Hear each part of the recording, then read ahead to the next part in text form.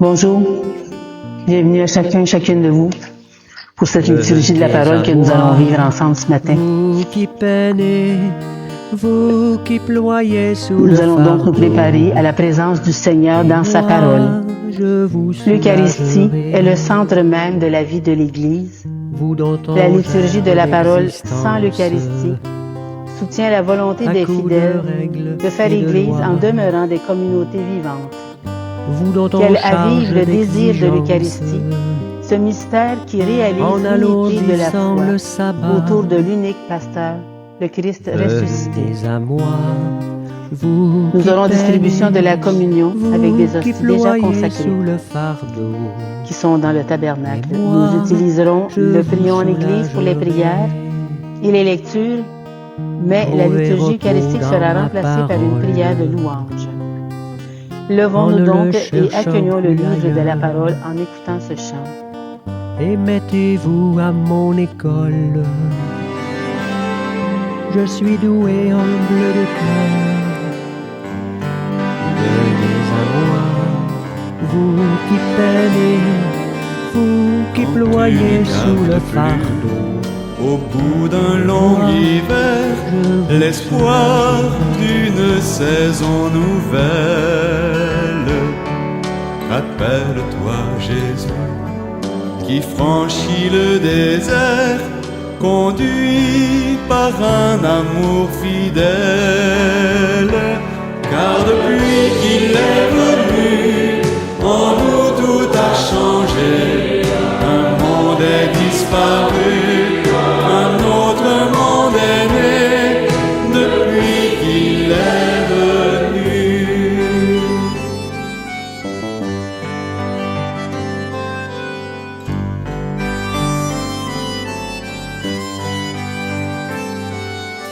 Quand tu ne trouves plus sur l'arbre de ta vie ces fruits qui pourtant devaient naître, rappelle-toi Jésus, qui vient par son esprit t'offrir la chance de renaître. Car depuis qu'il est venu, en nous tout a changé. Un monde est disparu, un autre monde est né, depuis qu'il est venu.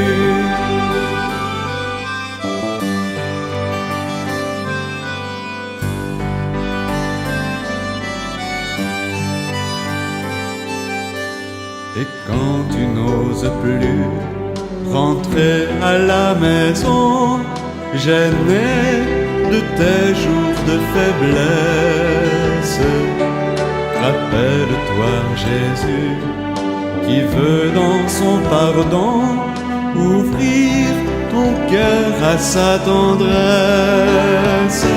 Car depuis qu'il est venu, en nous tout a changé. Un monde est disparu, un autre monde est né, depuis qu'il est venu. Car depuis qu'il est venu, en nous tout a changé. Un monde est disparu, un autre monde est né, depuis qu'il est venu.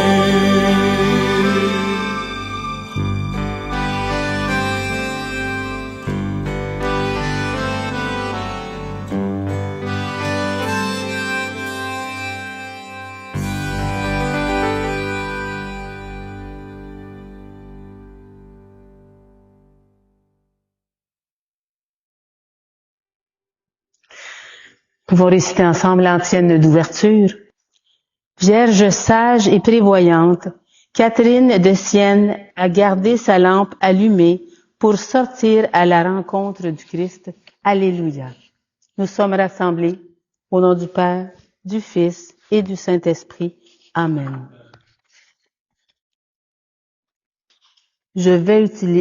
On peut faire la prière ensemble avant. Seigneur Dieu, tu as brûlé du feu de ton amour Sainte Catherine de Sienne, en lui donnant de contempler la passion de Jésus et en l'appelant à servir l'Église.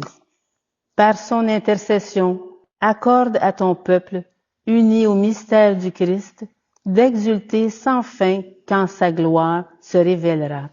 Par Jésus-Christ, ton Fils, notre Seigneur, qui vit et règne avec toi, dans l'unité du Saint-Esprit, Dieu, pour les siècles des siècles. Amen. Seigneur Jésus, par ta présence au milieu des disciples, tu as ouvert les portes de leur cœur verrouillées par la peur. Viens ouvrir nos propres cœurs qui ne savent plus te voir et prends pitié de nous. Prends pitié de nous. Ô Christ, par le don de ta paix, tu as relevé tes disciples encore ébranlés par ta mort.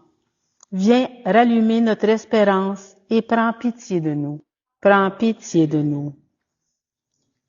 Seigneur, en répandant ton esprit, tu as ravivé la ferveur de tes disciples.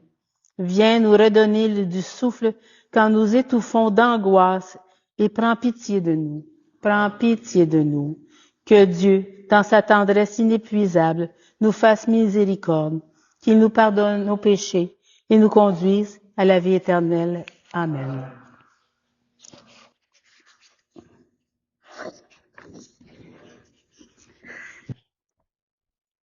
Écoutons maintenant la parole de Dieu.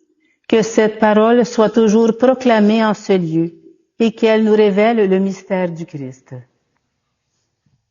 Première lecture. Un seul cœur et une seule âme. Du livre des Actes des Apôtres. La multitude de ceux qui étaient devenus croyants avait un seul cœur et une seule âme, et personne ne disait que ses biens lui appartenaient en propre, mais ils avaient tout en commun.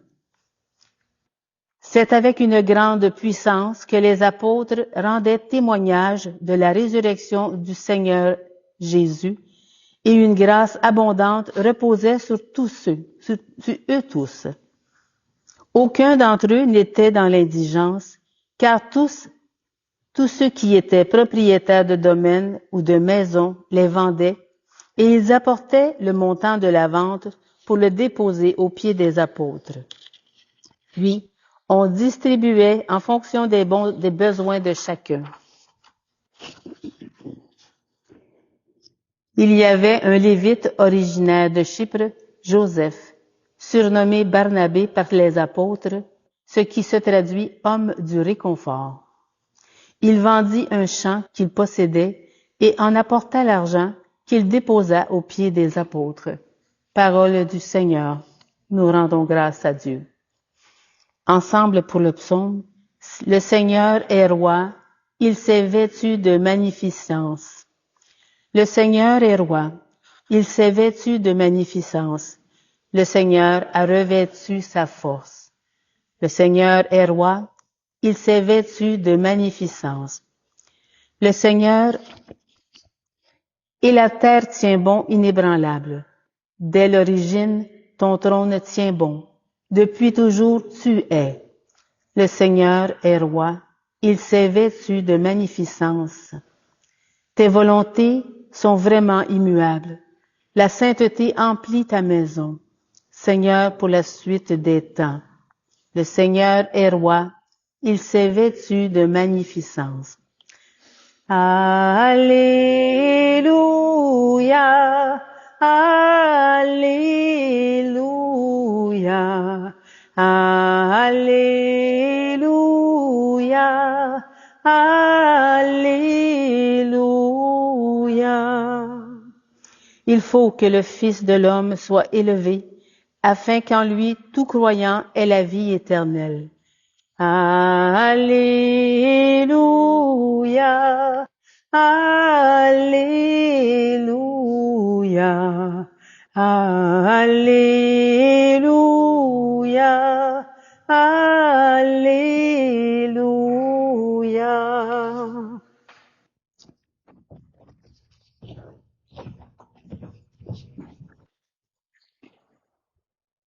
L'Évangile de Jésus-Christ selon saint Jean. Gloire à toi, Seigneur. Seigneur, purifie mon esprit, purifie ma bouche et purifie nos cœurs, à chacune et chacun d'entre nous. En ce temps-là, Jésus disait à Nicodème, « Il vous faut naître d'en haut. Le vent souffle où il veut. Tu entends sa voix, mais tu ne sais ni d'où il vient, ni où il va. Il en est ainsi pour qui est né du souffle de l'Esprit. » Nicodème a repris, « Comment cela peut-il se faire? » Et Jésus lui répondit, « Tu es un maître qui enseigne Israël et tu ne connais pas ces choses-là. Amen, amen, je te le dis. Nous parlons de ce que nous savons. Nous témoignons de ce que nous avons vu. Et vous ne recevez pas notre témoignage. Si vous ne croyez pas lorsque je vous parle des choses de la terre, comment croirez-vous que je vous parlerai des choses du ciel? Car nul n'est monté au ciel, sinon celui qui est descendu du ciel, le Fils de l'homme. De même que le serpent de bronze fut élevé par Moïse dans le désert, aussi faut-il que le Fils de l'homme soit élevé, afin qu'en lui, tout homme croit à la vie éternelle. Acclamons la parole de Dieu. Louange à toi, Seigneur Jésus.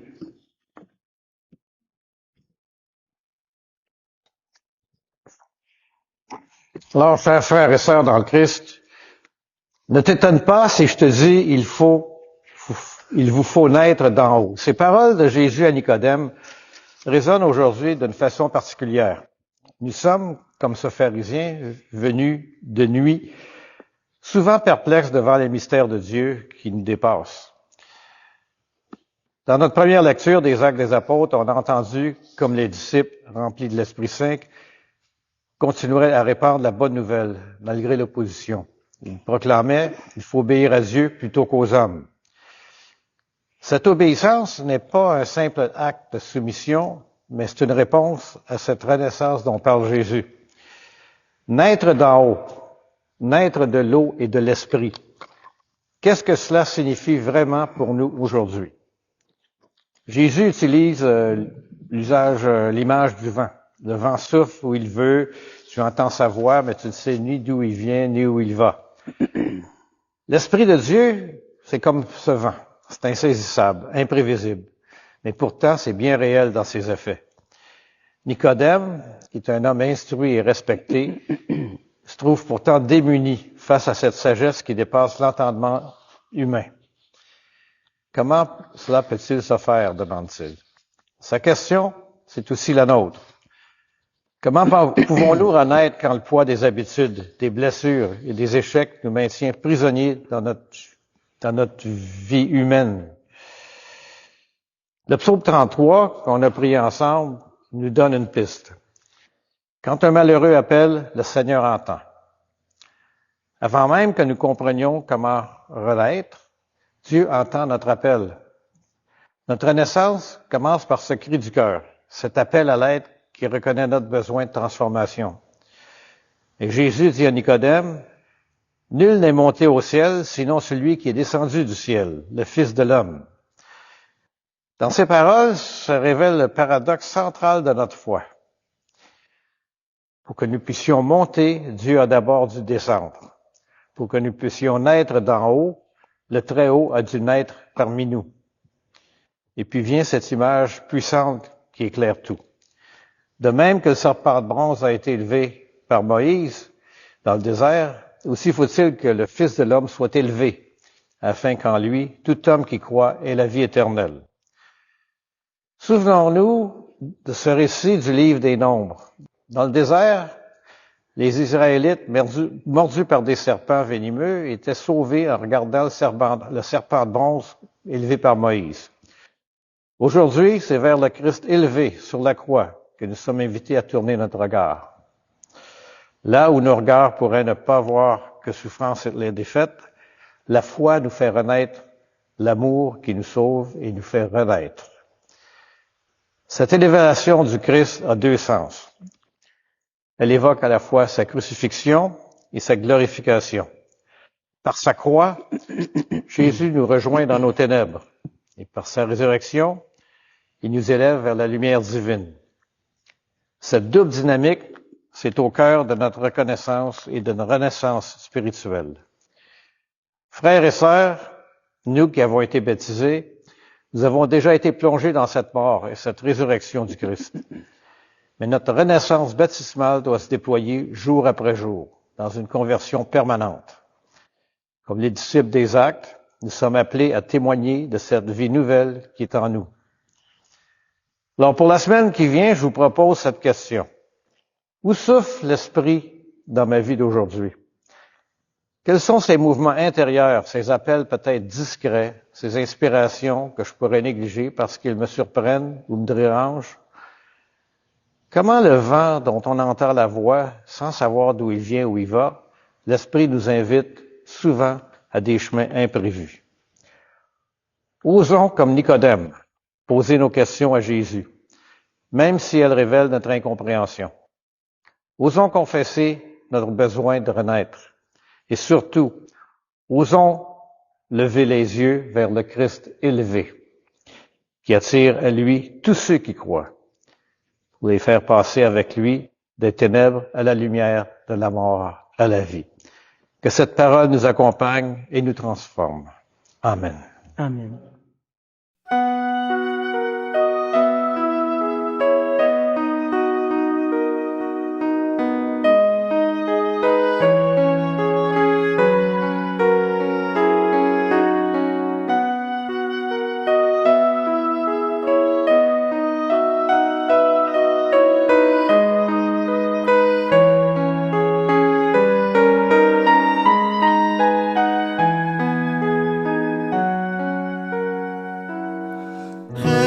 Avec nous car il est tard. Reste avec nous, le jour décline. Reste avec nous, toi l'étranger, toi qui lui ressembles. Voici déjà la fin du jour. Nos cœurs sont lourds comme nos pas. Ne t'en vas pas, mais reste encore. Et parle-nous de son amour. Reste avec nous car il est tard. Reste avec nous, le jour décline. Reste avec nous, toi l'étranger, toi qui lui ressemble. Reste avec nous car il est tard. Et viens t'asseoir pour le repas. Fais-nous la joie de ta présence. Tu as sa voix et son regard. Reste avec nous car il est tard. Reste avec nous, le jour décline. Reste avec nous, toi l'étranger, toi qui lui ressemble.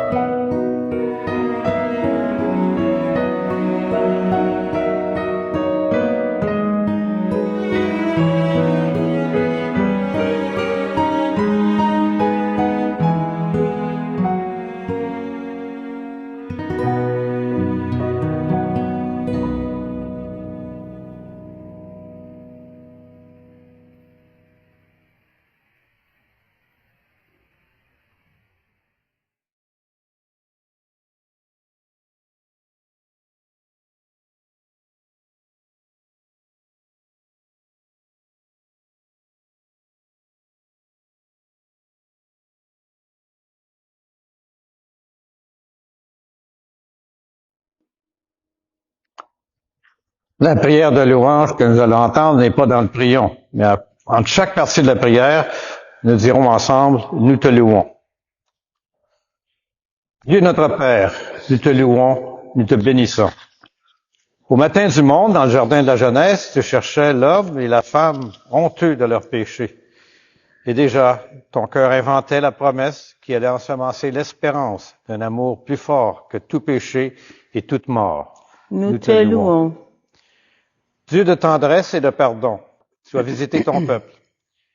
Tout au long de son histoire, tu ne l'as pas abandonné à sa perte. Tu as entendu le cri de sa peine et tu l'as délivré de ses esclavages. Tu l'appelles sans cesse pour lui prodiguer tendresse et amour. Nous te louons. Dieu riche d'amour, ce n'est pas assez pour ton cœur de père que ce peuple élu. Tu as voulu prodiguer à toute l'humanité la richesse de ton amour. Alors tu as visité ton peuple, penché sur Marie, ta créature. Tu attendais le oui de la foi qui l'associait à ton œuvre de salut. Nous te louons. Dieu de tendresse, tu nous as visités en Jésus, ton Fils bien-aimé. Il est venu nous convier au banquet du royaume. Il est venu chez nous pour que nous renaissions à la vie. Il est venu pour nous redire ta tendresse et révéler ton visage de Père. Nous te louons. Dieu de vie, tu as relevé au matin de Pâques Jésus, ton Fils perdu dans la mort. Prince de la paix, il remet les péchés pour que tous les peuples chantent de joie tes merveilles. Nous te louons. Dieu de fidélité, tu visites encore ton peuple aujourd'hui. Tu rassembles en un seul corps, par la force de l'Esprit, tes enfants dispersés.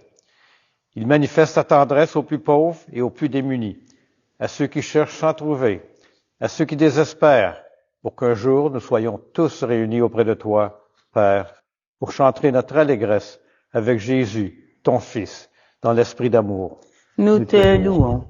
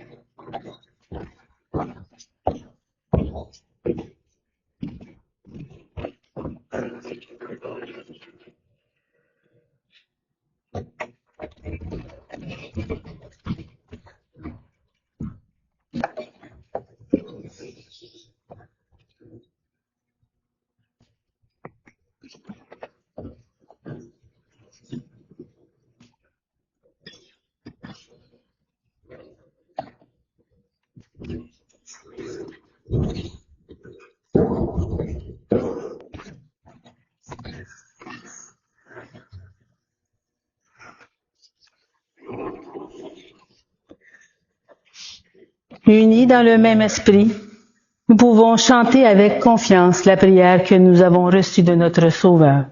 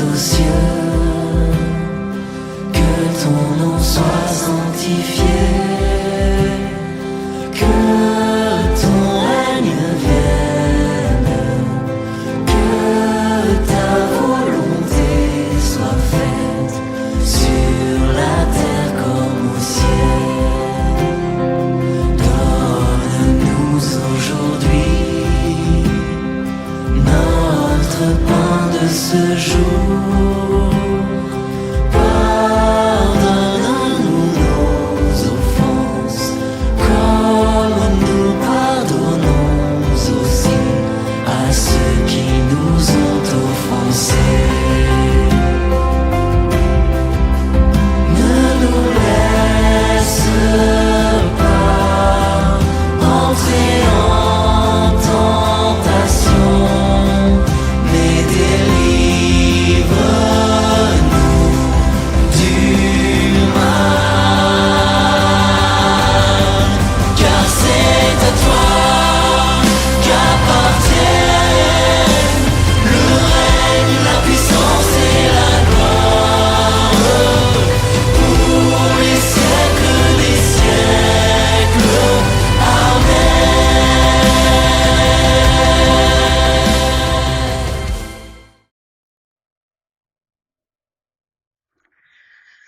Confirmons maintenant entre nous un geste de paix.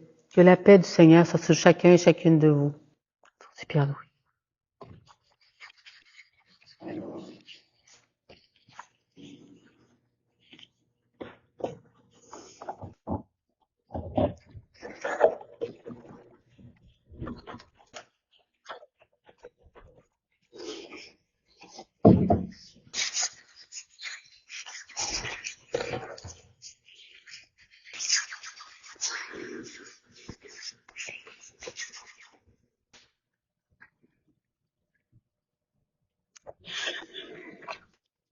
Après avoir reçu la parole de Dieu avec foi, partageons le corps du Christ.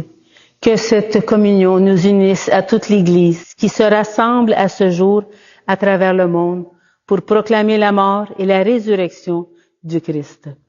Il est l'agneau de Dieu, l'agneau véritable, celui qui enlève les péchés du monde. Seigneur, je ne suis pas digne de te recevoir, mais dis seulement une parole et je serai guéri.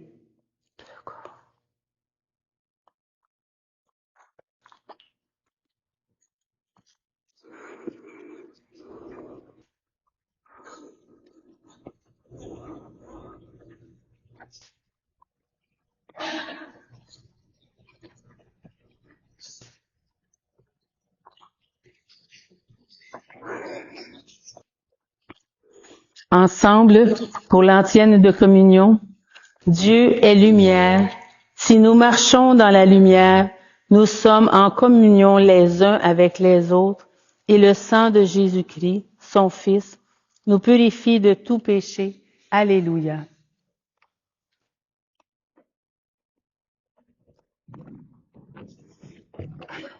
Le corps du Christ, Pierre-Louis. Amen.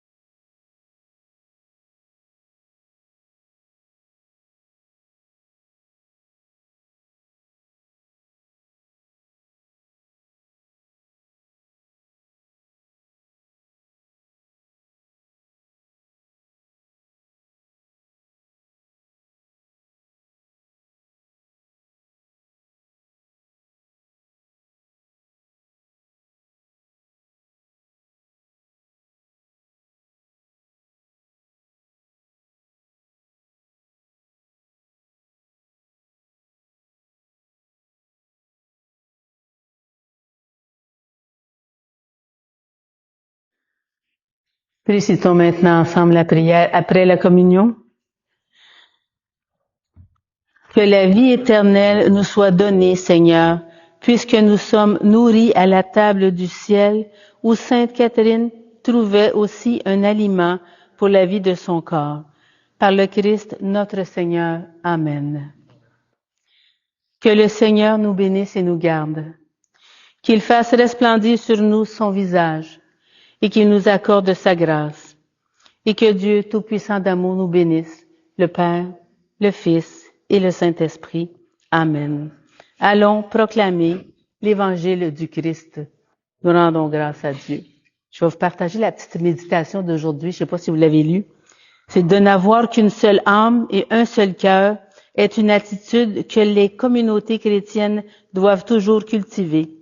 Cela appelle chaque personne à être attentive les unes aux autres et à porter ensemble la prière, la vie et l'espérance de tous et chacun. Bonne journée.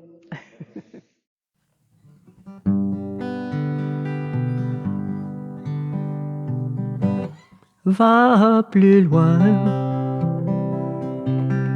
va plus loin. Même si tu te crois arrivé, va plus loin,